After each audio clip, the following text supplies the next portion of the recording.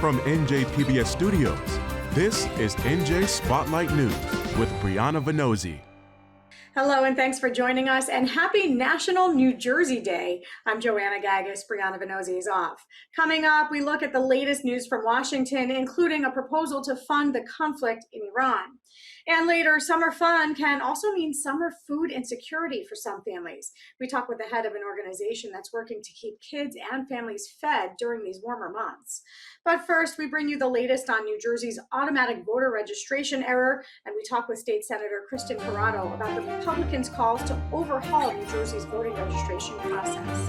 That's next.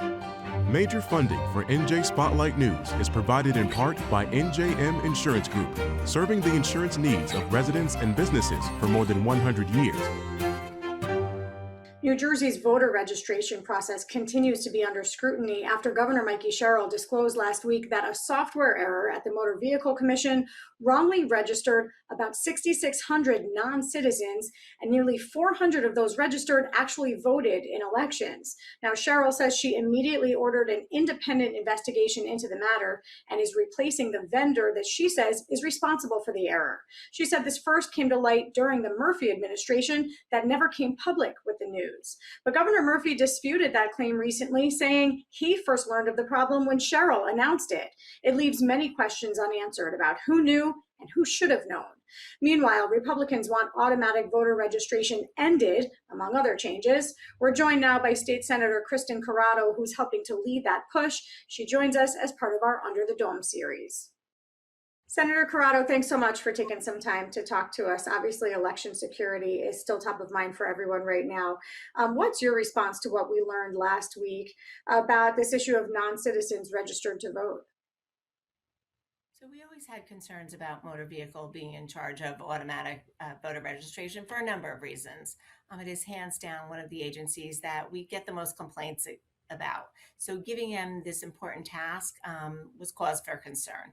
And over the years, we have had complaints from voters, whether it's duplicate registrations, getting their party affiliation changed, being knocked out when they were rightfully registered. They're complaints that we've had all along. And we tried to address them as they came up. But when we heard this information, it kind of confirmed our worst fears that the way the program was set up, the automatic voter registration, it was allowing this to happen, non-citizens being registered to vote. And I know that we've heard many Republicans say that folks had self-reported to them that this was happening and that they were concerned it could potentially hurt their efforts to become naturalized citizens. I have to ask you, as the former Passaic County clerk, well, let me back up and say we've seen a lot of finger pointing as to who should have caught it, who's responsible. And so given your role as the former Passaic County clerk, I have to ask, don't county election officials have a role to play in verifying our voter rolls and those who are registered? So with this process, I'm not clear, and we do have so many questions that need to be answered.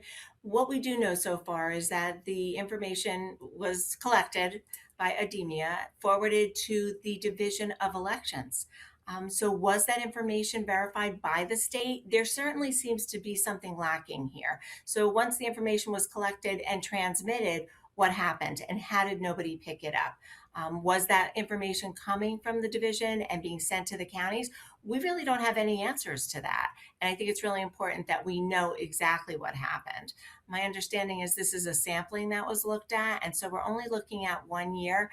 We really have to go back to 2019 when automatic voter registration started. I know that several of your Republican colleagues in leadership, Senator Anthony Bucco, Senator Declan O'Scanlan, are calling for an immediate halt of voter registration happening through MVC, the Motor Vehicle Commission. Do you agree that that is an appropriate next step? I think under the circumstances, it's extremely appropriate. Until we really figure out what happened, we need a pause. And maybe the end is the correct remedy as well. Stop doing voter registration automatic through motor vehicle.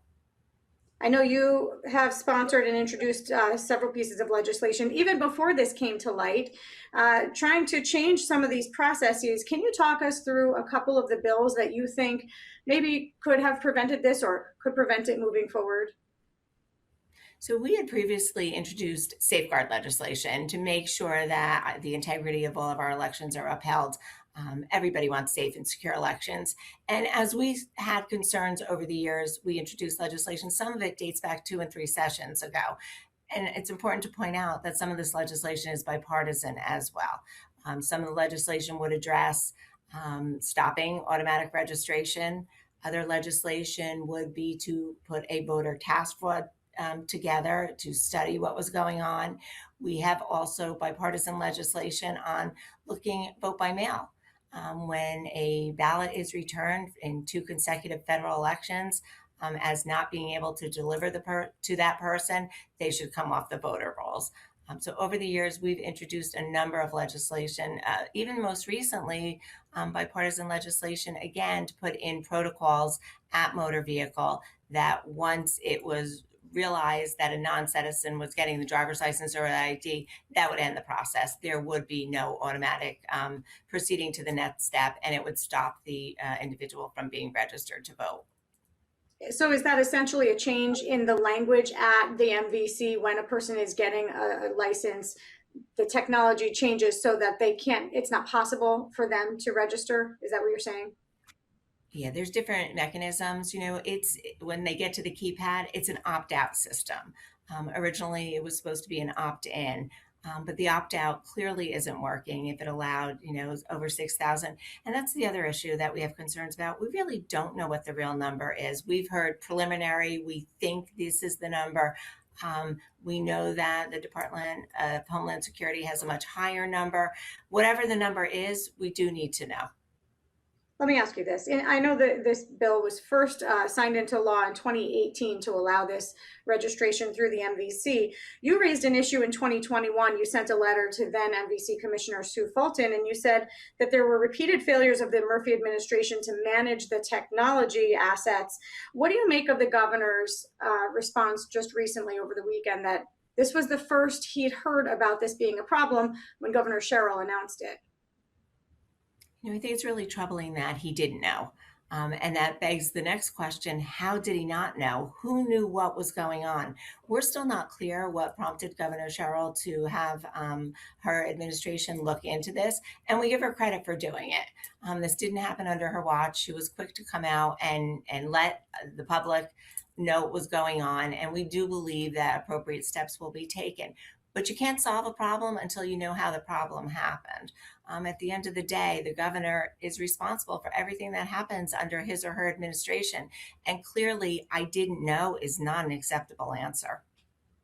Do you see the opportunity right now for a bipartisan solution? Do you see Democrats and Republicans working together towards this, both acknowledging there's an issue?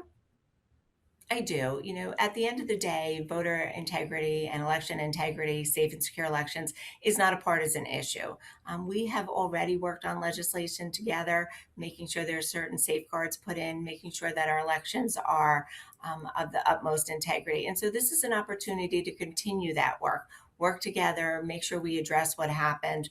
I do think it's important to look back, and I do think that takes the form of a special committee of the legislature with subpoena powers. But I also think when you do that, legislation comes out of that. And we've seen that in the past. And so working together, I think we can put some meaningful safeguards in so that this never happens again in our state and that both sides feel secure going forward. All right, we have to leave it there. State Senator Kristen Corrado, Republican in District 40, and also the former Passaic County Clerk. Thanks for your insight. Thanks for joining us today. Thank you. Under the Dome is made possible in part by the Corporation for Public Broadcasting, a private corporation funded by the American people.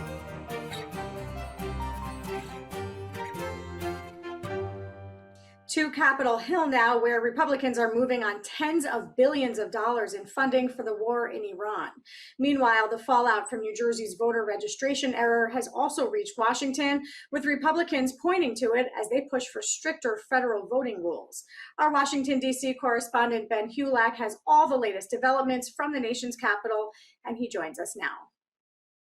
Hey, Ben, great to see you. I want to start with what's happening in Iran because I know the House voted last week on a budget plan to fund the conflict. What can you tell us about the numbers of what they're voting on?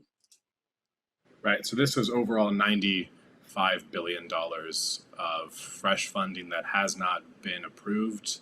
In other words, there is no offset. There is no way to pay for this. This is what's known as deficit spending, which is money that comes straight out of the Treasury and is effectively borne by the American taxpayer. This is largely money for Iran. There is also money for farmers who have largely been affected by Trump's tariffs and immigration policies, immigration restriction on work visas. And there is also $10 billion for this Republican goal before the midterms, which is an election restriction bill, effectively, legislation that has not passed Congress that would make it harder to vote for Americans nationwide by raising the requirements for voter ID and how to register overall. We're going to get into the voting issue. I want to stay on the funding for Iran. I know there was $150 billion, right, in last year's budget bill.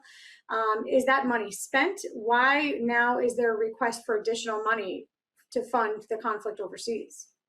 There is $150 billion that Pete Hegseth, the Secretary of Defense, confirmed to the Senate Appropriations Committee last week that has not been spent. You're right. This is what the Pentagon wants. They want another round of funding. It's known on the Hill as a supplemental funding request, a supplemental.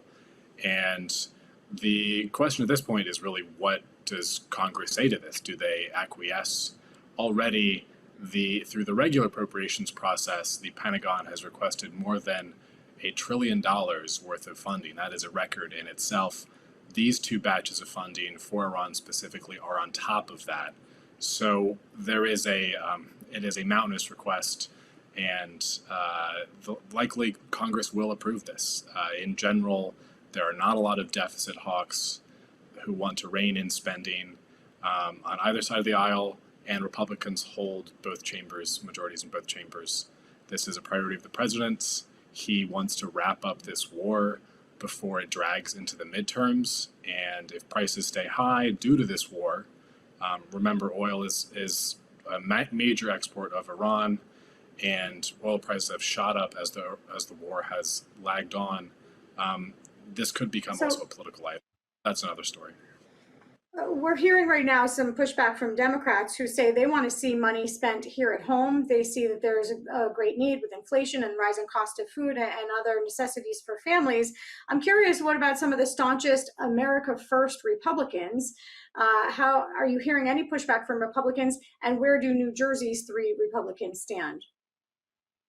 The 3 Republicans for New Jersey are firmly in line with the White House and the Pentagon on this. There is some pushback, but it is largely from what's known as the House Freedom Caucus. These are members who say they oppose deficit spending, spending money that the U.S. does not have or has no way to pay for. But these are also largely the same people who approved what will be a $4 trillion piece of legislation last summer that the White House wanted. This is the big, beautiful bill, as the White House calls it, and that had no way to pay for it. So these are people who largely complain and then ultimately buckle and fold underneath the Trump administration's will. I did talk with one of our members, Jeff Van Drew, a South Jersey member, last Thursday, and I asked him about the war and any prospects that this could be a political drag for him.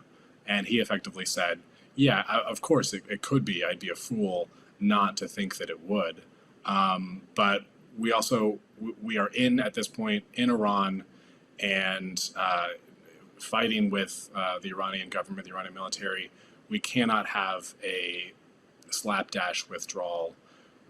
That said, he does not want a prolonged war. He didn't say that by any means, but he said, look, like the pragmatic answer is we're there. We have to deal with what we have at this point.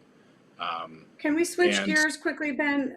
Because I know that you spoke with Congressman Van Drew about more than just funding the overseas conflict in Iran. Voting election security is obviously a big talking point here in New Jersey. I know it's reached D.C. The president is still trying to push through the SAVE Act, but I know the congressman is calling on the state to answer questions. What can you tell us about what Congressman Van Drew is asking for?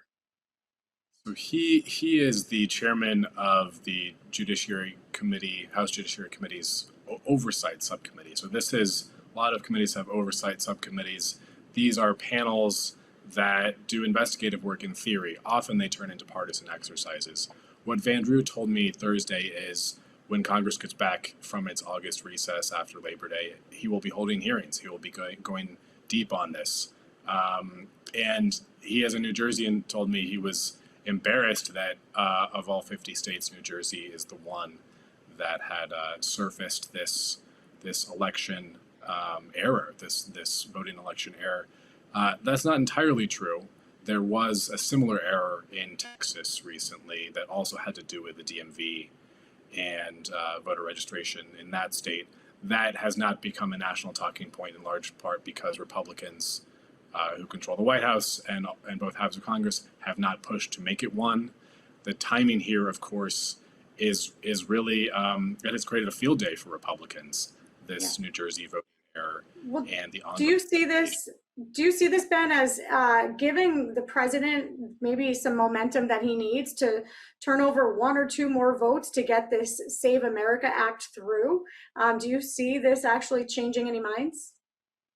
I don't see it changing minds because the math doesn't really, as the kids say these days, it doesn't math. This bill has passed the House many times in different forms. Republicans are effectively trying to tack it on to anything that moves in the House. The Senate filibuster is still there. That requires 60 votes to clear legislation. That is not bending. The Republican majority leader in the Senate, John Thune, is an old school Republican. He is simply not going to buckle unless something truly drastic happens and changes to change the filibuster. So the math, it just does not add up. It is timing wise, it is a great political talking point for Republicans, but to actually change the law before the midterms, which is what Republicans want, is an extremely tall task. And also, the timeline here would be pretty vicious if this actually became law, because every state and all U.S. territories would, in a matter of weeks, be forced to implement a law they effectively know nothing about. It would be on the states to carry out, pay for, and implement these new restrictions. So this is not only will this be incredibly difficult politically, but logistically, this is very convoluted. And it's political gold, but logistical nightmare. Yeah, great way to put it. Ben Hulak for us down in Washington, D.C. Appreciate the analysis. I know there's so much more we could talk about, but we do have to leave it there. But thank you. Of course. School's out for summer, and for most kids, that means no more homework. But for many kids across the state, that also means no more breakfast and lunch that were provided during the school day. It's estimated that more than 270,000 children in New Jersey experience food insecurity. And the summer is always a tougher time for that reason, but with the federal changes to SNAP benefits, that's the Supplemental Nutrition Assistance Program, it's made it so that some families truly don't know where their next meal will come from. I recently spoke with Terry Connolly, CEO of Nourish NJ, a Morris County-based organization, about what they're hearing from families who are struggling. Terry, thanks so much for coming on to talk to us. We know the summer months tend to be a time where we see increased hunger and food insecurity, but this summer in particular, residents are especially feeling it. Why? What's contributing to that? So we know that in New Jersey, 1 in 7 children, which is 275,000 kids, experience food insecurity. And that is throughout the entire year. When you get to the summer months where families no longer have access to free and reduced meals at school, that puts that added pressure on the families. This year, compounding that is the increase in food costs. We all feel it when we go to the grocery store. We leave with what feels like not a whole lot of food, and the bill is so much higher than it would have been before. So it's not surprising that families are having a harder time. And then compound that with rising rent costs. And then the price of gas right now is so high. So all of these pressures are just squeezing families tighter and tighter, making it even harder for them this year than it has been previous summers. There's also been some legislative changes. We know that last summer, Congress and the president moved forward a work requirement change for SNAP recipients.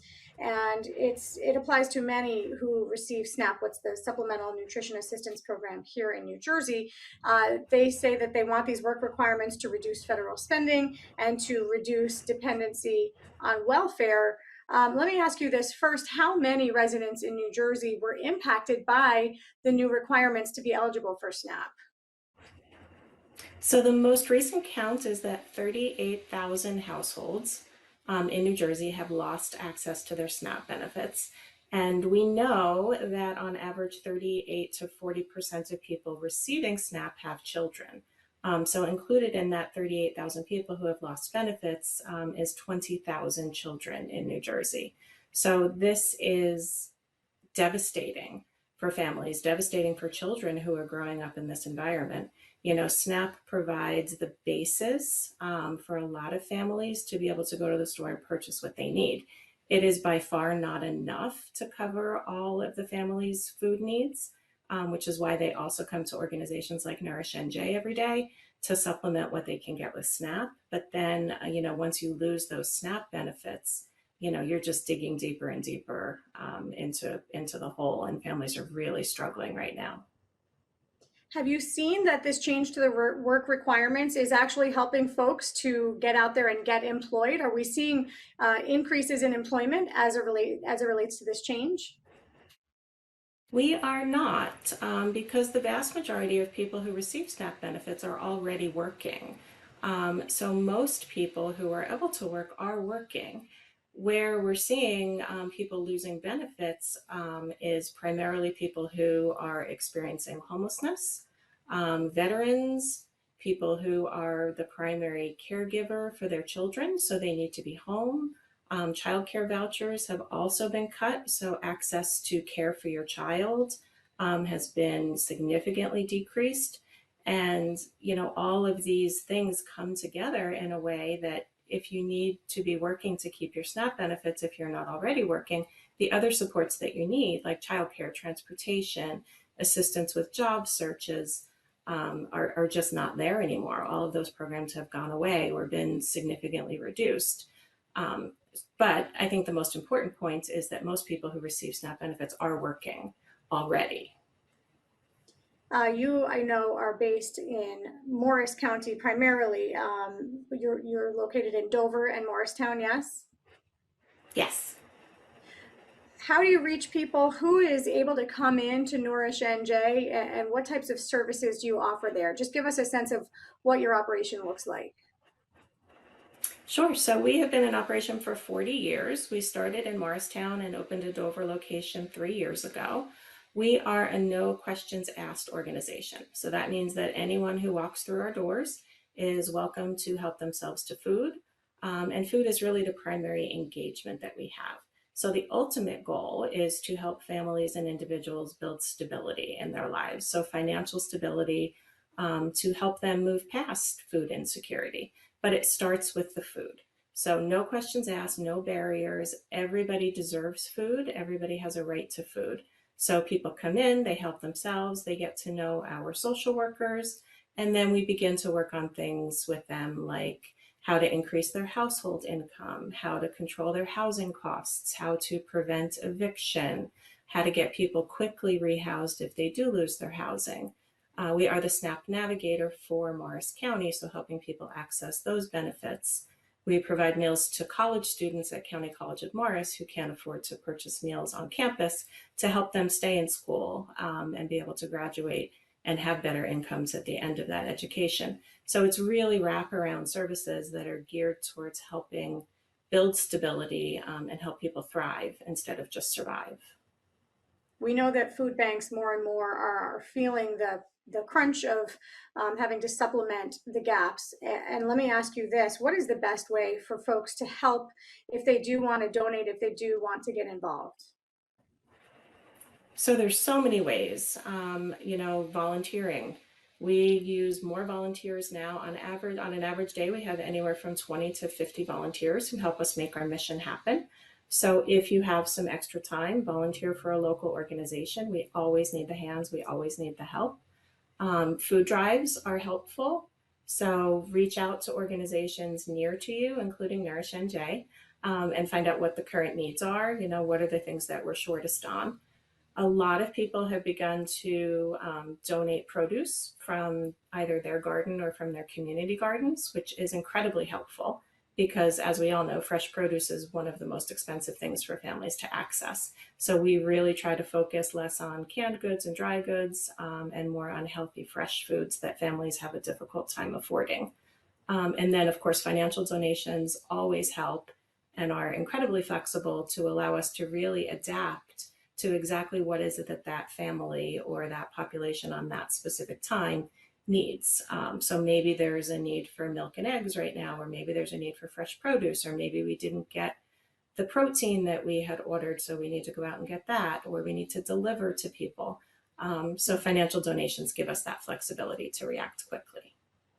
All right, Terry Connolly, I know you're doing good work out there on the ground, CEO of Nourish NJ. Thank you so much. Thank you so much. That's going to do it for us tonight. I'm Joanna Gagis for the entire team here at NJ Spotlight News. Thanks for being with us. Have a great night. We'll see you right back here tomorrow.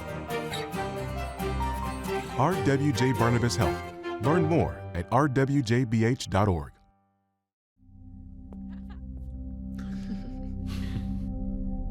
Is that? Wow.